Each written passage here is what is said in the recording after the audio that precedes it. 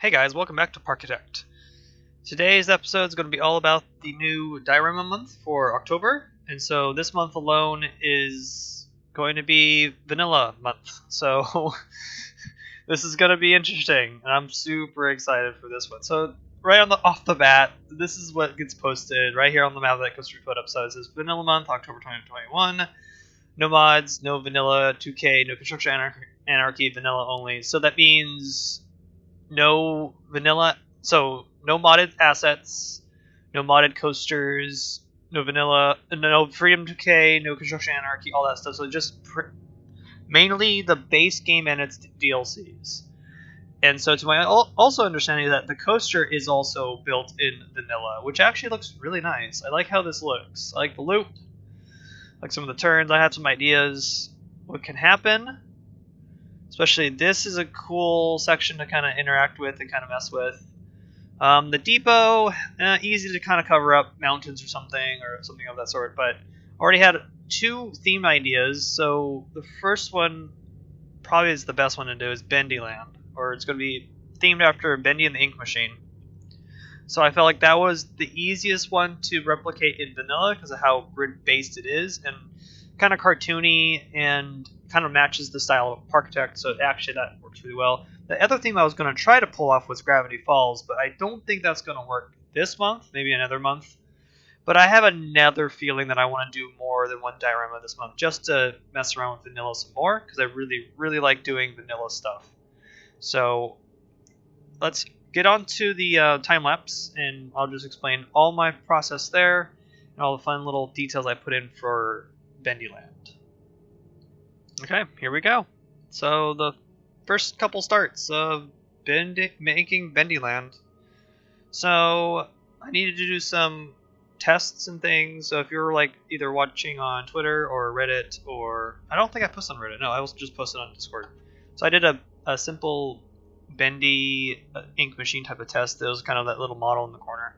I built that first just to kind of get the basics of what I need to do for this map, and then it went from there. So the idea was to base this off the made-up theme park Bendyland that's in the game Bendy and the Ink Machine. So I rewatched a whole bunch of gameplay of the game because I haven't played it, so I don't know most of the feels. But I did watch, I think, Jacksepticeye and I think Markiplier play Bendy the Ink Machine, and so I felt like the art style really goes well with the Parkitect's art style because it's very cartoony and very simplified, and so Bendy was kind of the easy choice for this.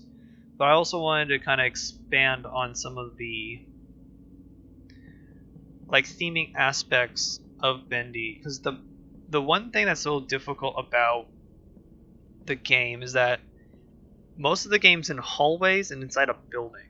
So how do I replicate a hallway based game and make it into a theme park diorama? That was kind of the hard part about it. So the first thing I thought was to make the chain lift a wooden coaster support system.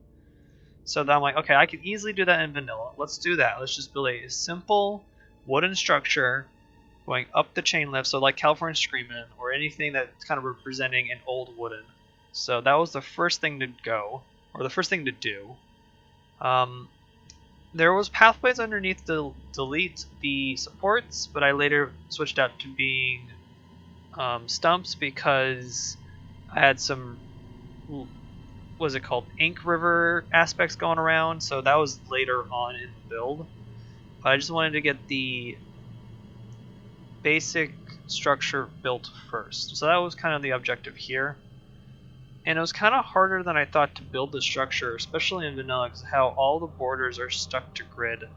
And it's so funny because I'm like going through this, super excited for it, but I did find some hard parts about vanilla, and that's the borders. I love using the borders for other things, especially when Freedom 2000 was introduced and Construction Anarchy. But in this case, they're all locked to grid, so it's kind of hard to kind of build around, but I kind of used what I got because that's the point of this challenge, is to make this vanilla as possible.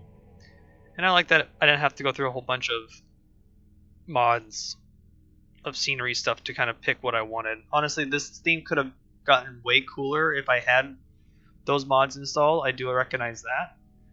But in this case, I just wanted to see if I can pull off such a iconic looking theme with just vanilla, and it worked out pretty well in my opinion. The other aspects that I wanted, because this is supposed to be a theme park of Bendy Land, or a section of it, so I felt like making I think this is the Boris Railroad that's in the game. There's names of some of the attractions if you look through some of like the lore and stuff. And so this is Boris's Railroad. I didn't want to build a station for it, so the station's actually going to be hidden behind the original station for the coaster. So I'm suggesting that the train's coming out of a tunnel and then going into another tunnel, disappearing from the map, going to another section of said park. That was kind of the idea.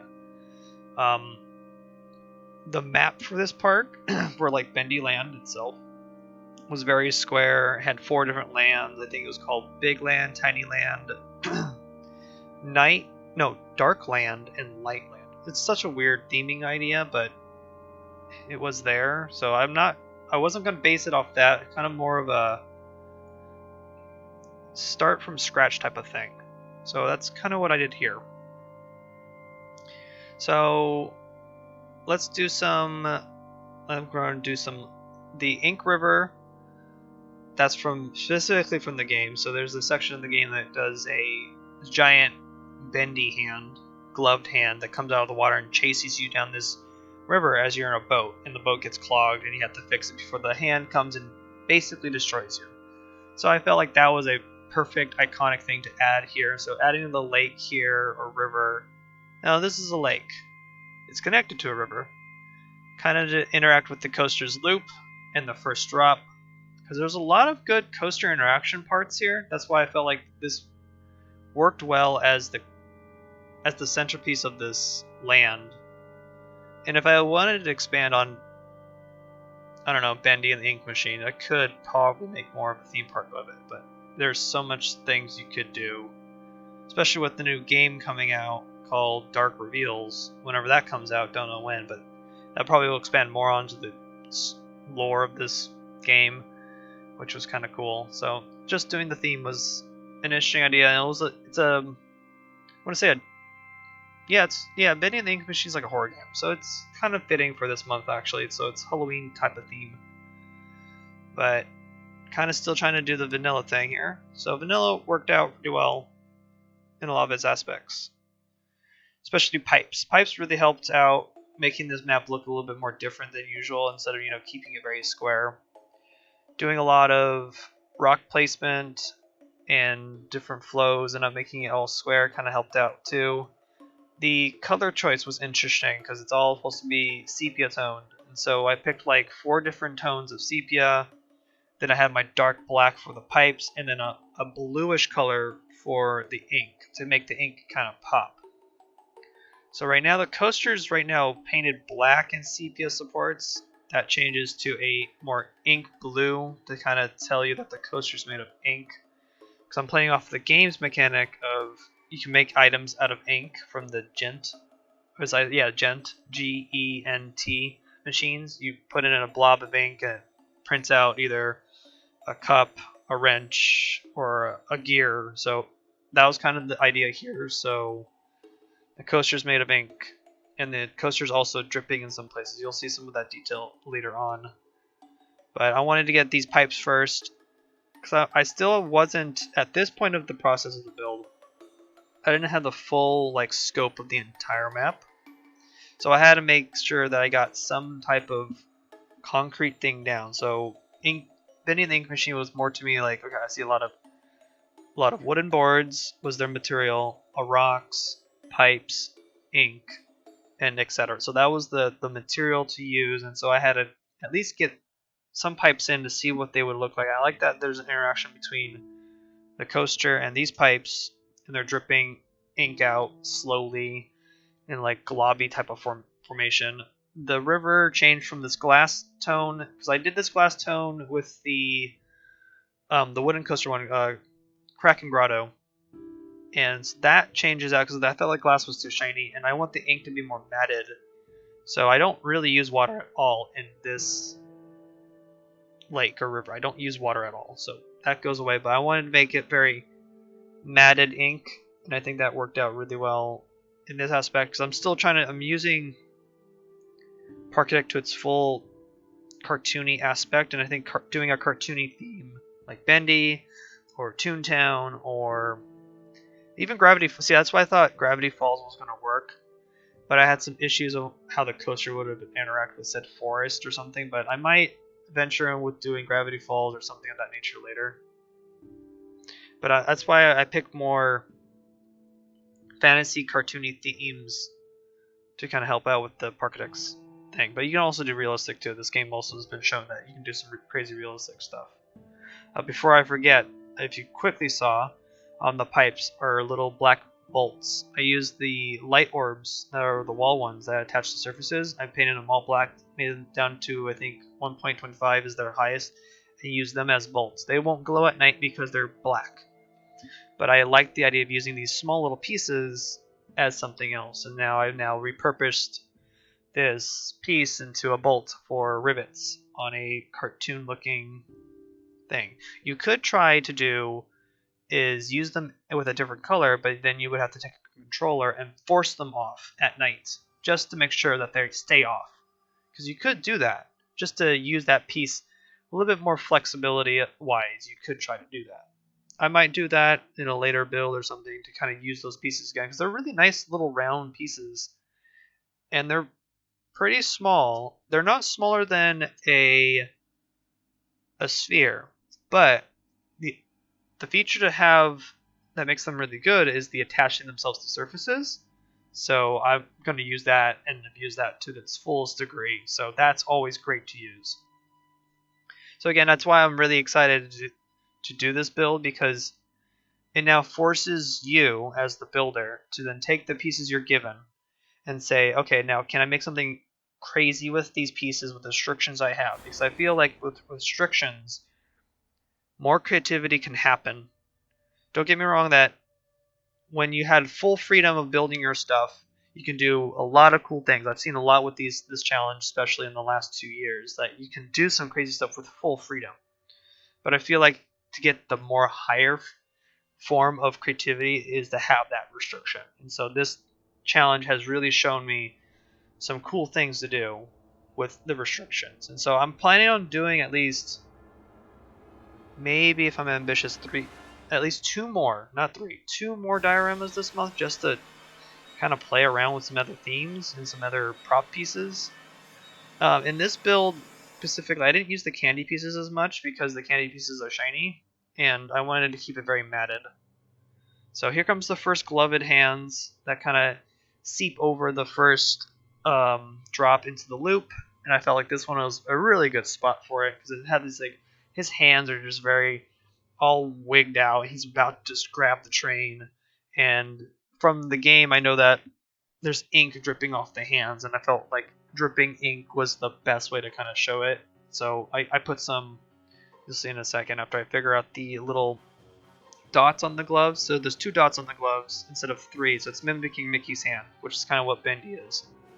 I custom sorted the entire coaster with just regular supports, or regular pillars, my bad, regular pillars. So I did some ink dripping off the side of its arm to kind of suggest that it just came out of the lake, and then it kind of just creepily over the not chain link, oh my gosh, the loop, and then pillars to simulate drippings, and then a sphere to at the bottom to simulate that it's pooling and inking right off. And I think this effect works really well. Yeah, it just looks really creepy and just kind of anomalous. It's like, oh my god, this hand is just sitting here and it's gonna grab the train. And ink blops everywhere. I think the ink blopping everywhere is kind of fun to do. So there's about 3 flat rides that I installed into this map to give it more of a theme park feel. I'll explain those later. So we have the Orbiter Carousel. The Orbiter is actually going to imitate one of the bosses from the game. We'll go into that later. But first I had to figure out the station and the entrance for said coaster. So the coaster's name is just a very simple name. It's called Bendy's Ink Machine. And I felt like the entrance should be the ink machine, the little one that you get to see first in Act 1 or Chapter 1. You see this little inky little machine. It comes out of the ground, or out of the pit actually. It gets chained up, it gets pulled out, and you see the ink machine is dripping a little bit. It has a little steam coming off of it. So I'm like, okay, that will be my entrance. So I use hedges as the tube in front because I like the stripes on the hedges, and I just made it sepia toned. And then I made the black pit where it would actually come out. So those are actually pathways at its fullest, darkest you can go. And I put some pipes coming from the machine, and I have pipes going into it, kind of disappearing into the abyss. So that was the objective here. I just wanted to make sure that it was kind of like a theme park installation. So like a roadside attraction. So it's big and ominous, kind of corny looking because it's an ink machine. It's not supposed to be. See, that's the hard thing about doing Bendy Land because there's really not a lot of pictures of like what would the main street look like or what would an attraction building look like. So I kind of have to base this off of a lot of 1930s, 1940s like seaside attraction places because that's when the game's based off of, or what the theme is based off of the 1940s. So it's kind of mimicking Walt Disney. So I had to scour through my pictures and the internet and look at some of the things. Thankfully, I did a Paradise Pier type of thing in my American Adventure, so that actually worked out in this build a little bit. So I kind of wanted to keep it very seaside and attraction type of feel, even though it's supposed to be a theme park based off on a character.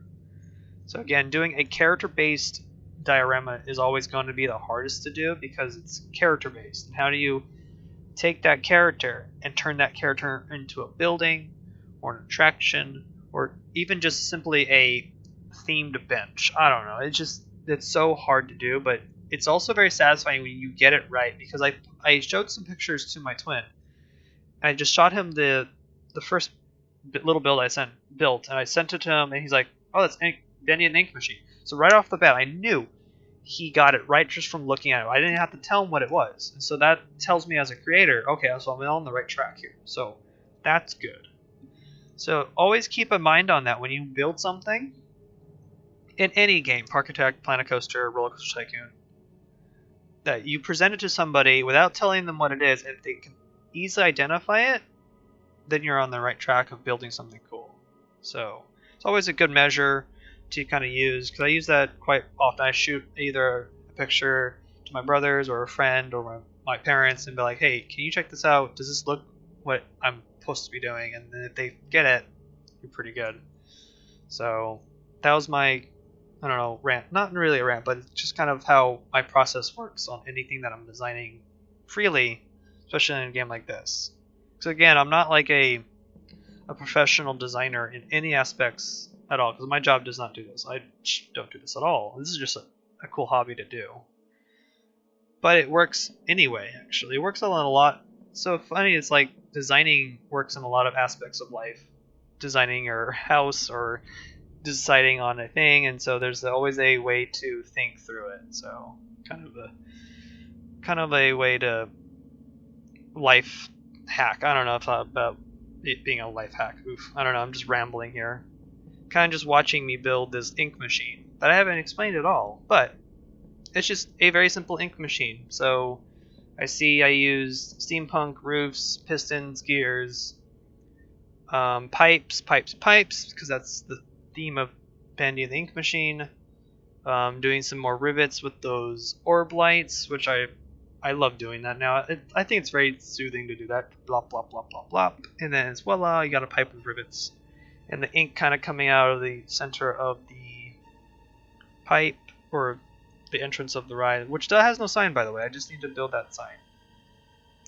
So I specifically made sure that the map was very sepia tone, even though I did use some props that cannot be recolored. But they're so small, it really doesn't drag from the rest of the map. Most of the map is pretty good on color placement. I was afraid that using this only sepia color was going to make the map very dull. So I'm glad that the dead grass texture works really well in this sepia tone. Because it's like, I didn't want to make everything black and white or sepia tone everything. Even some of the trees, I was going to make them like dark blue or something, kind of like the actual old cartoons. I didn't do that. I think that was going to make the map even more plain in its like color palette. So I made them like dark dark green, dark gray green. So they're still green, you know they're trees, but it kind of, all the colors have been matted down in a way. Even though Parkitect has this very brightness to it, but I made sure that everything was kind of matted down, and it actually worked out really well. I was actually surprised how well it worked. So, interesting thing right now for being in vanilla is that signs are very, very restrictive. Before, I was able to make signs kind of stack on top of each other because of construction anarchy, but I'm finding out that they're not that flexible, especially in vanilla. So I've been having some hard times placing signs. So sometimes my signs now are quite large and ominous, but gotta work with what I got. So I kind of make things trying to fit together. And I don't mind the Bendy's ink machine sign is that big. It kind of works out because it's quite large. So it's supposed to be the main attraction, so you're supposed to head toward it. So might as well. So here comes the station. Before it actually gets completed, I need to explain what I was trying to go for. So I wanted to make it the bigger ink machine that later the little one gets attached to, I think in chapter 5, toward the end. So it made sense to do that. I was going to make it maybe more of a, I don't know, more of a theme park type of building, but it didn't work out because I felt like I didn't have enough ink machine stuff. And then I later figured out, I'm like, oh, so well, if the coaster's made of ink, it has to come out actually of an ink machine. So that's what I did here, and it worked out. So you got the main big pipe, you got the main pipe entrances for the back and front and back of the coaster, and then pipes kind of going into the rock. So I want to make sure also the machine was kind of embedded in rock, kind of like in chapter 5. And this was a way to kind of hide that train station, because that train station should not exist. It should be somewhere else in the park. That was kind of the idea. But the exit of the ride connects to the train station underground, so there is no problem there. The guests can still get to it if I run this on a sandbox map, which I'm planning to do in the outro, which I'll show you the tour of this map. So shapes have been a really useful tool in this entire build so far because they're very versatile. Even the new ones we got for Booms and Bloom, they're really, really great. So at this point, I knew that I needed to do something with this pipe that overhangs right over the interaction with the coaster. Also, the custom supporting here, I was going to make some more wooden structure, and I felt like that was going to make it more cluttery. And so I completely abandoned that and just made regular supports throughout the ride. Just simple pillars with square outsets on them to make it look like wood kind of scrapped together. So those structures disappear. I feel like that would have been too much wooden coaster vibe, even though the chain lift is supposed to be a wooden coaster. But I don't mind changing it up because I wanted to make sure that you get to see some of the details, and I feel like the wooden coaster aspect would have kind of hidden some stuff, especially that pool of ink that the pipe is hanging over. I'm glad I changed it because you get to see the ink kind of just sitting there with some blops and stuff, and I think I put an ink skeleton coming out, kind of just making fun or just making it creepy. I don't know, it's just kind of a afterthought, kind of a last ditch detail, which happens sometimes when I'm building. There's these interesting rivets that I wanted to try out with the steampunk pieces. I kind of did too many, kind of had to subtract some of it. Again, it's okay to do that because that's how you're supposed to do, is experiment. Switch pieces up in and out, change it out, see what is different, add some more pipes here and there. Oh yeah, then I added a pipe that connected the little one to the big one and then into the mountain, made some ink leaking parts. One of the buildings that I knew I could copy was the game arcade buildings from Bendy Land. So there's two of them in the game that you get to interact with. There's a shooting one and a throw your can one. And so I was like, oh, I can make this bacon soup stand. So because bacon soup is a big thing in Bendy, so might as well.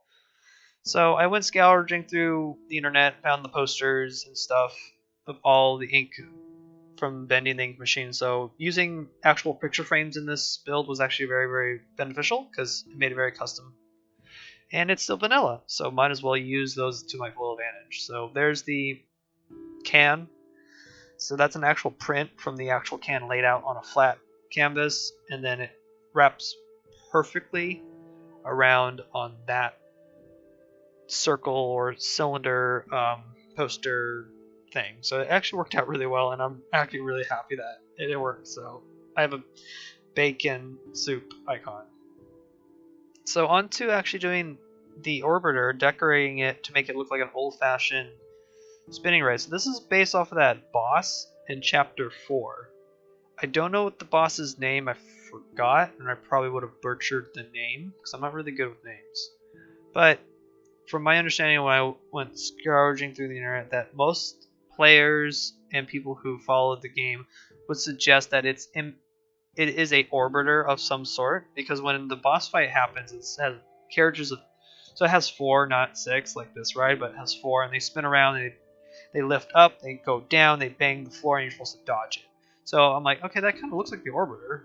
So might as well use the actual orbiter and you make it look like the attraction. So I didn't add the face to it because the face would have been such a small detail that it would have almost been impossible to do, especially in vanilla. So I kind of skipped that, but I made it look like a wooden structure in the middle with this ornament and the dome and the orbs and stuff. So I kind of just made it match that. So that worked out really well. The only other thing that was the problem, though, is the base of the platform cannot be changed color. So I had to make a custom flooring out of shapes to kind of make the ride blend into its surroundings, because I felt like if I left it, it would have been popping so badly because it's a gray color that I can't change. So I did some custom flooring for that map out of all cubes at different angles. So I did cubes at 45 and then regular cube on it, and just kind of made sure that the bottom of the thing looked proper and it matches really well. The lighting in this map actually is really nice. It's all sepia toned, which is kind of funny. It works, but I had to do that first. So add some lamps here on the side to actually help out with some of the lighting issues, because lights kind of don't help in some of the areas. And then let's see here, what else? So yeah, lights underground to help with lighting up some stuff. So you don't get to see the platform stuff because I did that off screen, but I get to work on the carousel. So the carousel cover is going to be a very generic 1930s, 1940s type of cover, like seaside attraction cover for a carousel. So on the Bendy and the Ink Machine wiki, there are 2 signs on there that I grabbed. You might see them. No, I don't think I did them off screen, but they're ride signs for 2 flat rides. So this one's called the Devil's Carousel, and the other one's called the the Whipper. I think it's called the Whipper. Let me double check, because I have it in my downloads. Ink Machine. Where was it called? Oh, there it is. It's called the Whippoorwillow. So I think that's what the ride is. So I kind of named it after that. It kind of worked out. So I just used those signs to kind of help out with the concrete, or the more making it believable that this is a theme park or something. So I kind of just did that. So there's a lovely looking station. Did some ornamenting, gingerbreading, I think it's called now. I think that's the term. It looks pretty nice, and then I custom lights all of it. That was a good 30 minutes of my life, bringing back flashbacks of what I did for Pacific Pier and my American Adventure, because I did that to the entire coaster and the whole bunch of buildings. So blueprinting to the rescue, man, that was such a drag to do, but it's worth it because it just makes it more realistic. And because buildings back then in our theme parks kind of did that decorating of lights on everything. It kind of worked out really well, so I did that. And here comes one of the last flat rides, and the area back here I felt like, so I'm going to be honest, like this back area was kind of just put together quickly because I was kind of getting done with the map. And to kind of figure a way to figure out the helix in the back is very hard to decorate around, so I kind of just made mountains and more pipes and stuff. But I still needed to add a bendy shaped figure that I had to make out of shape. So I felt like I needed to make a drop tower. I called it the ink drop, and then make Bendy's face out of a couple cylinders and discs. And then instead of making eyes and stuff by hand, I kind of used signs, and I basically cut Bendy's face up and made 2 eyes and a mouth, and then voila, I made Bendy on a drop tower. And I think that actually worked out really well, so I'm very happy with it. And then I added lights on it too to kind of give it that glowing speck, and then the center of the tower kind of looks like pipes going up it. So just imagine that every single ride here is powered by ink, so why not? So that was kind of the running joke throughout the entire build. Was like, oh, everything's made of ink, everything's runs by ink, so why wouldn't Joey Drew Studios do this? They would. It's kind of like being cheap on the thing, because might as well make everything out of ink. So kind of was the theme, and it kind of worked out actually. So happy accidents all around, which I really like. Some of the things I didn't show you was the entrance that I built and some other areas and facilities. I will show you that in the live tour actually.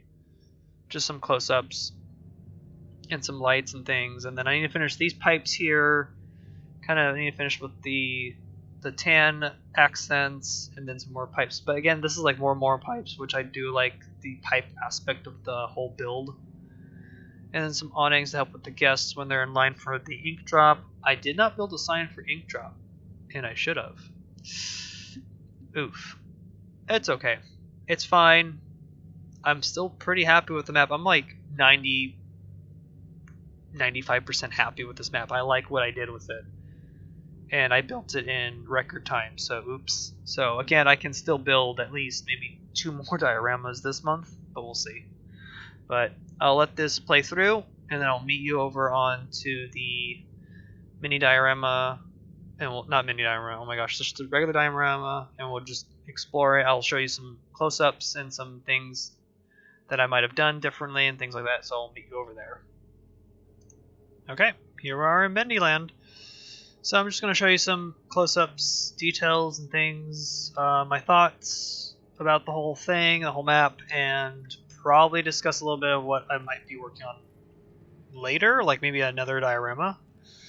But we're going to start out here with the Bendy Land entrance. I needed to find a way to cover this. I didn't show this in the time-lapse, but it's just a very typical like entrance from like the 1930s, like, I don't know what you want to call a seaside amusement park. So I kind of just built that here. Worked out, made it go under the train track. Originally it was going to be above it.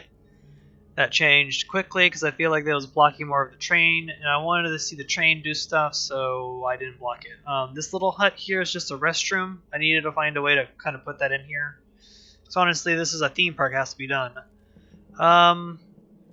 So here's the close-up of, let's see, it's so far over here. So we go here to the Bendy's ink machine. So here's the ink machine itself. You go inside, you go underneath the chain lift, and then into the ink machine back here. Here's the Whippoorwillow ride. Here's the sign, actually. So here it is right there. And then this is the covered actual, I covered the entire thing, you can tell. 2 different colors I did to kind of give it some accent. And man, that took a while, but I like that I did that. The only thing I don't like is that I have these fences here. But what you're gonna do, you can't do anything about it. So I kind of accept it, but it helps that it wasn't gray. And it doesn't pop now. It kind of just blends into the rest of the environment. Here's the Devil's Carousel, which is good. Actually, is this not even playing music? It should, but I turned it off. Oh well. Oh, I could have put Bendy music in. That's okay. Bacon Soup Station. So there's actually a couple stalls here. So I think souvenirs. Let's go check. Balloons. Drinks. And corn dogs. Okay, so yeah, balloons. Oh, I need to change the color of the balloons. I forgot to do that. Oh. They're all red? Or I can make them all blue. That's okay. This map's already out, so I don't want to change it. I could make them all like ink balloons, which would make sense. So this is the actual like little area. Then let's go to, here's the station for the ride. It goes up the chain lift. all the way in here to the wonderful sign. This is Bendy Land, all powered by ink. That's why there's ink pipes toward it. And then it kind of dips down around into its loop. Here's the spooky little hands. So I made 2 of them because I felt like it made more sense to do 2. I have this fog effect to kind of simulate the ink is kind of splashing, but I think it actually makes it look a little bit more ominous. I don't know, looks cool. Here's the train coming through the bridge, and then tunnel. Wow, it's pretty nice. The train went through different colors somewhat, so this is like an inky color now, so I think it matches better and makes more sense in my opinion. Then the coaster goes through the rock, comes out through here, then more ink pipes everywhere.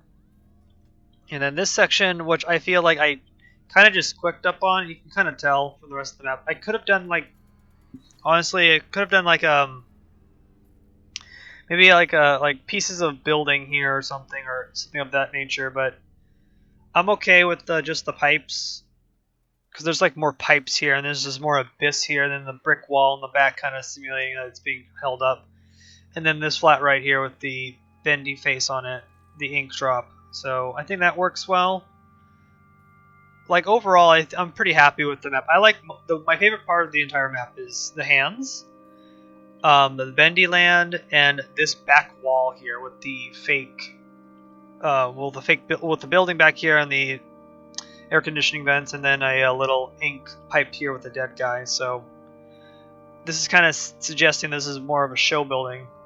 And then the Boris Railroad kind of just sits in front here and goes around, and then the station's in the back here. But overall, I am quite happy with the direction of the map, and I do like the coaster. The layout's pretty good. I know that the community likes to dog on Dan Embley for his coaster designs, and this coaster design's pretty good. And I quite enjoy it. And I'm quite surprised how smooth and fluid he made it for a vanilla coaster. So I'm quite happy with that. So I might do a couple more dioramas, because what's really cool about this coaster is that we can change it to a dragon. So if you want to try to theme one to some type of Chinese dragon or Japanese thing, you can, because the trains can be a dragon coaster train. So just keep that in mind. But all in all, it was a good build.